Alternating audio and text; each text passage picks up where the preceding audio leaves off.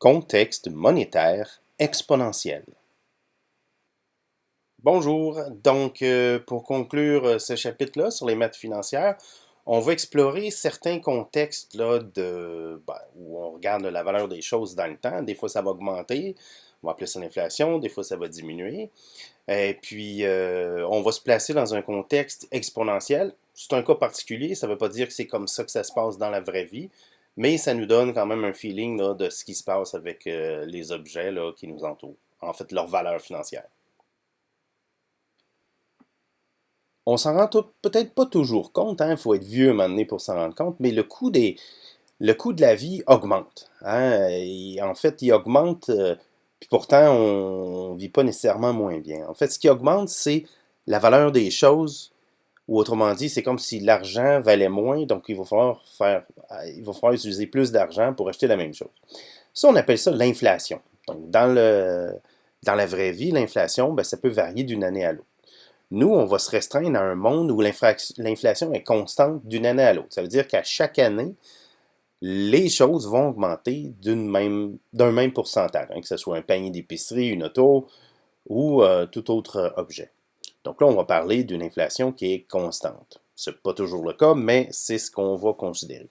Donc on a un objet, mettons, sa valeur c'est V0. Et puis l'année d'après, ben, ça va valoir V1.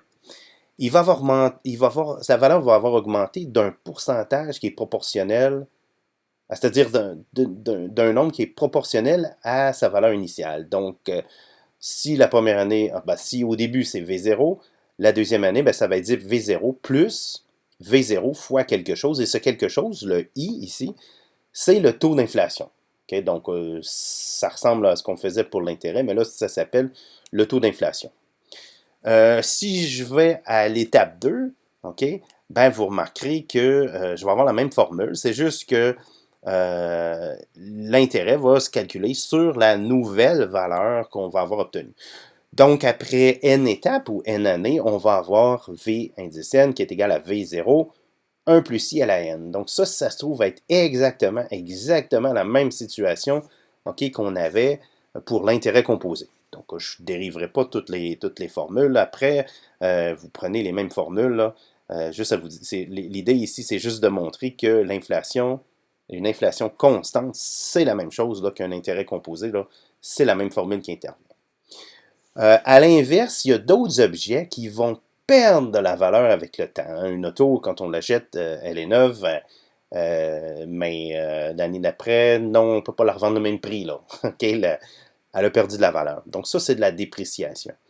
On va imaginer que ça se passe aussi d'une même fraction à chaque année. Hein? Donc on se met encore dans un contexte là, exponentiel. Donc, à l'étape 0, on a une valeur. On vient d'acheter la voiture, disons, elle vaut V0. Et après une année, ben, elle a perdu une valeur qui était proportionnelle à la valeur initiale. Donc, V1, c'est V0 moins V0 fois un certain pourcentage, là, qui est notre pourcentage de dépréciation. Donc, ça donne V0, 1 moins I, entre parenthèses. Donc, au lieu d'avoir un plus, maintenant, je suis rendu avec un moins. On ne va pas changer grand-chose. La deuxième étape, ben, on va encore perdre de la valeur, mais on part de notre valeur après la première étape, donc V1. Donc, ça va être V1 moins V1 fois I. Et ça, ben, on peut le dériver. Comme on avait fait avec l'intérêt composé, on peut le dériver, puis ça va faire V0, 1 moins I au carré. Et puis, après N étapes, ben, on aura Vn qui est égal à V0, 1 moins I exposant N. Donc, c'est la même formule qu'on avait. À l'exception près que, au lieu d'avoir un plus, c'est un moins. Donc, quand un objet prend de la valeur, c'est un plus. Lorsqu'il en perd, c'est un moins. Hein, il n'y a rien de sorcier.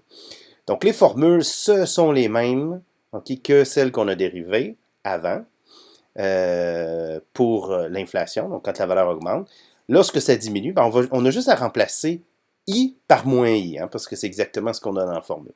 Donc, si je l'ai ici, ma formule originale, ben, vous voyez que si je veux isoler V0, ben, là, c'est la même formule qu'on avait dérivée avant. Hein. C'est juste que là, on a mis un moins au lieu d'un plus. Un moins I au lieu d'un plus I. Même chose ici, si on veut isoler, si on s'intéresse au temps, donc à la période N, donc on a aussi un moins. Et de même pour le I. Donc, si on veut trouver ce taux-là de dépréciation, on a changé I par moins I. C'est juste que là, vu qu'on avait un moins I, on a tout multiplié par moins 1. C'est pour ça que là, maintenant, au lieu d'avoir cette racine moins 1, ben là, on a 1 moins, OK, cette racine-là. Mais essentiellement, c'est la même chose.